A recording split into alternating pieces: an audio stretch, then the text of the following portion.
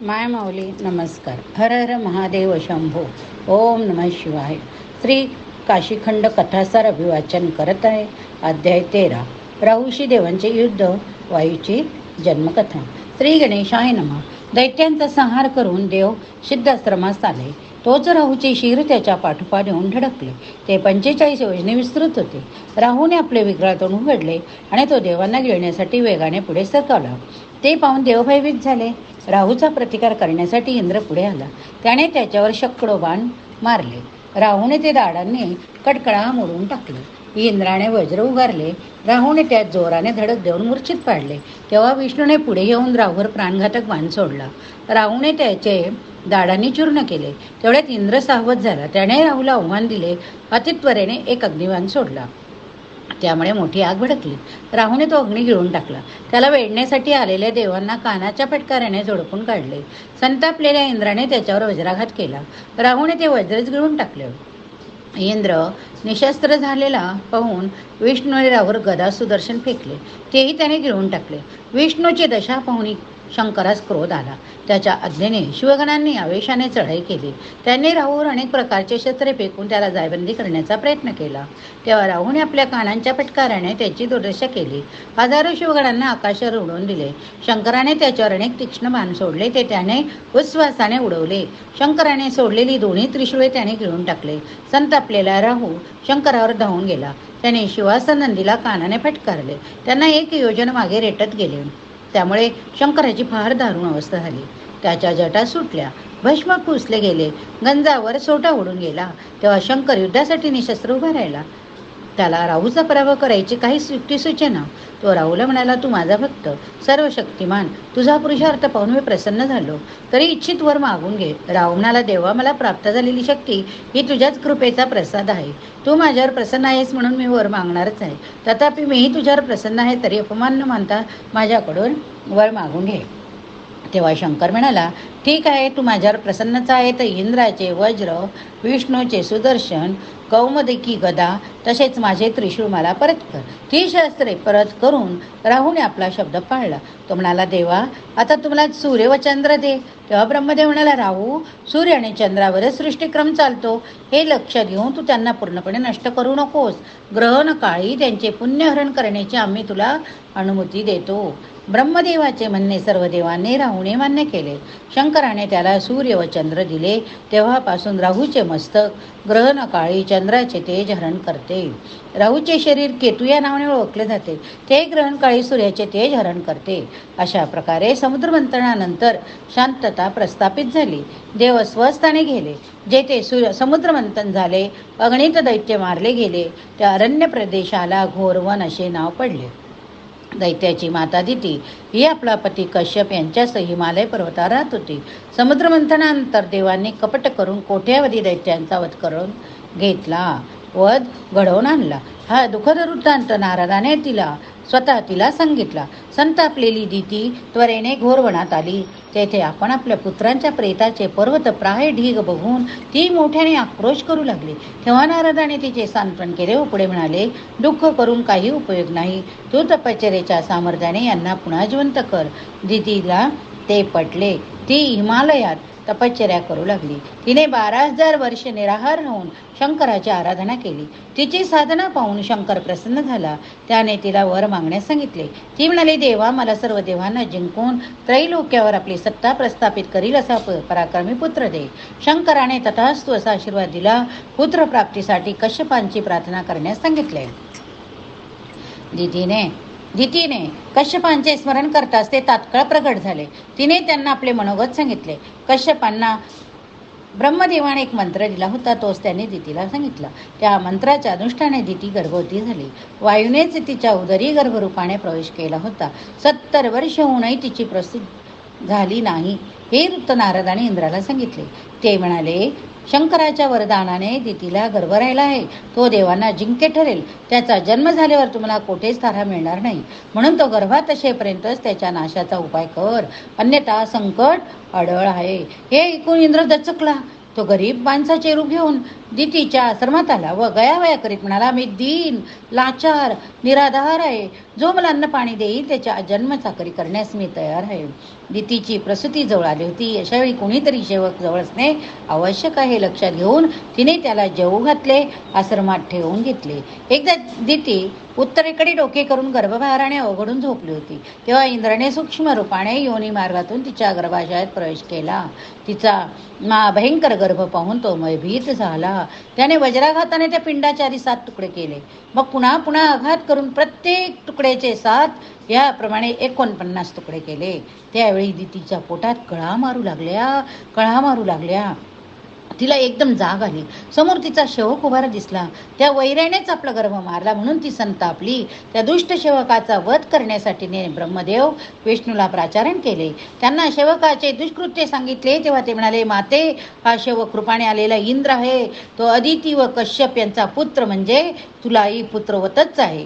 तू याच्यावर राग धरू नकोस. आता तू प्रसूत हो. तुला एकच पुत्र होणार होता, पण आता अनेक पुत्र होतील. ते सगळे जिवंत असतील. तुझ्या उदरात जो एकच पुत्र होता तो मारुत म्हणून ओळखला जाईल. आता त्याची 49 रूपे असतील. त्याला त्रैलोक्यात गती मिळेल. दितीला तो पुत्र झाला. त्याने जन्मताच 7 प्रमुख भाग झालेले होते. ब्रह्मदेवाने त्याचे मारुत असे नामकरण केले. अशा प्रकारे वायूची उत्पत्ती झाली. विष्णुदूत शिवशर्म्याला म्हणाले, या मारुताने काशी क्षत्री शिवलिंगाची स्थापना करून 10 लक्ष वर्ष निराहार राहून शंकराची आराधना केली. त्यामुळे प्रसन्न झालेल्या शंकराने त्याला दर्शन दिले. उत्तम तपश्चर्येबद्दल त्याची प्रशंसा केली. मारुतीने शिवाला वंदन केले. भक्तिभावाने त्याची स्तुती केली. तेव्हा शंकरास परमसंतोष वाटला. तो म्हणाला, मारुता, मी तुला गंधवती नगरीचा राजा करीत आहे. आता वायव्य दिशेचे सर्व राज्य तुझेच आहे. तू वायू, पवन, अनिल म्हणून ओळखला जाशील. तू स्थापन केलेले माझे लिंग पवनेश्वर म्हणून विख्यात होईल. मी कल्पांती त्रिभुवनाचा संहार करीन तेव्हा कर्दम पुत्र वरुण, वैश्वानर पुत्र अग्नी, कश्यप पुत्र पवन हे माझेच अंश मला सहाय्य करतील. कल्पांत समयी देव सर्व रत्ने वरुणाजवळ, सर्व धातू नवनिधी अग्नीजवळ आणि सर्व सुगंध वायूजवळ म्हणजेच तुझ्याजवळ ठेवतील. ही माझी 3 रूपे मी चिरंजीव केली आहेत. तथापि ब्रह्मकल्पाती त्यांचाही नाश होईल. पवनेश्वर लिंगस्थानी मी निरंतर वास करीन. जे या लिंगाची पूजा करतील त्यांना वायुलोक प्राप्त होईल. अशा प्रकारे मारुत आला. आशीर्वाद देऊन शंकर अंतर्धान पावला. या ठिकाणी 13वा अध्याय संपला. पुढील अध्याय 14वा गुणनिधीची कथा. श्री गणेशाय नमः. विमान आकाशमार्गाने पुढे जात होते तेवढ्या शिवशर्म्याला आणखी एक मनोरम नगरी दिसली. ती पूर्णतः सुवर्णाची होती. तिचे बुरुज, घुमट, मंडप रत्नजडित होते. तेथील ध्वज व पताका विद्युत प्राय झळकत होत्या. अत्यंत देखणी आणि तेजस्वी अशी ती नगरी पाहून शिवशर्मा अक्षरशः थक्क झाला. त्याने विष्णुदूतांना विचारले, या नेत्रदीपक आणि वैभवशाली नगरीचे काय नाव आहे? येथे कोणाचे राज्य आहे? त्या राजाला कोणत्या पुण्याने हे श्रेष्ठ पद प्राप्त झाले? विष्णुदूत म्हणाले, विप्रवर्य, ही कुबेराची नगरी अलकावती आहे. ही 13,000 योजने विस्तीर्ण आहे. येथे घरोघरी कल्पतरू, कामधेनू, चिंतामणी. येथे कसली कमतरता नाही. आता कुबेराची साध्यंत हकीकत सांगतो, ऐक. कलिंग देशात कापिल्य नावाचे एक नगर, तेथे कपिलेश्वर म्हणून एक स्वयंभू शिवस्थान. या नगरात यज्ञ दत्त नामक अग्निहोत्री ब्राह्मण राहत असे. दक्षितायनी ही त्यांची पत्नी. या पुण्य श्लोक दंपत्याला एक पुत्र होता. त्याचे नाव गुणनिधी, पण तो दुर्गुणांचा निधीच वाटावा इतका दुराचारी पातकी होता.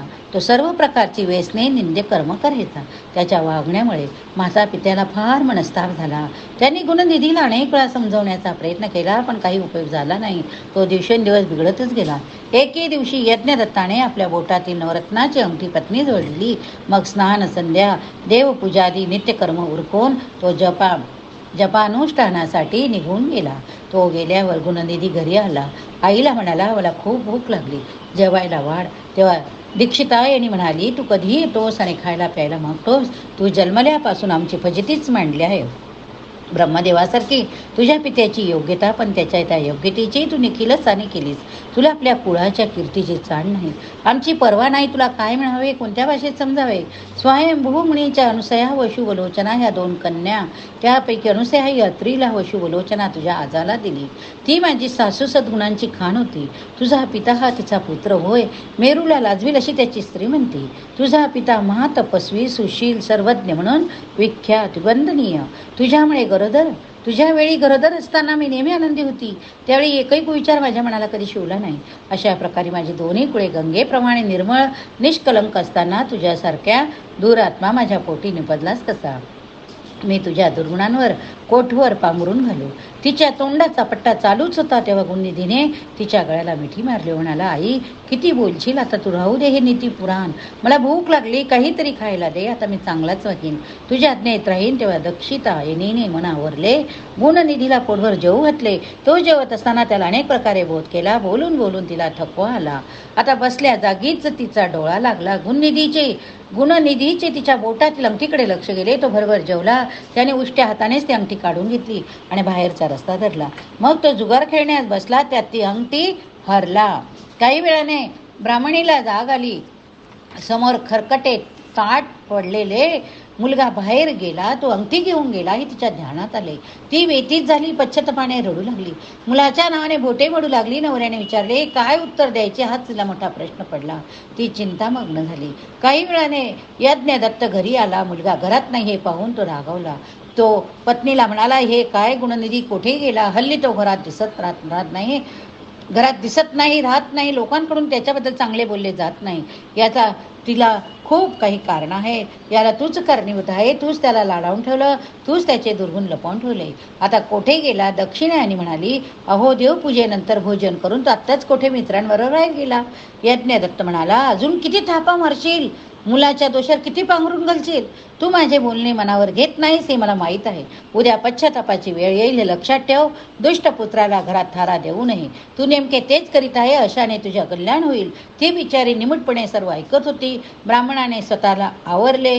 वैश्वदेव पूजन करून तो नैमित्तिक अनुष्ठानासाठी बाहेर पडला. मार्गामध्ये यज्ञदत्त्याला कांपिल्य नगरीचा चौधरी भेटला. त्याच्या बोटात आपली नवरत्नाची अंगठी बघून त्याला राग आला. तो चौधरीला म्हणाला, तुला ही अंगठी कुठून कशी मिळाली.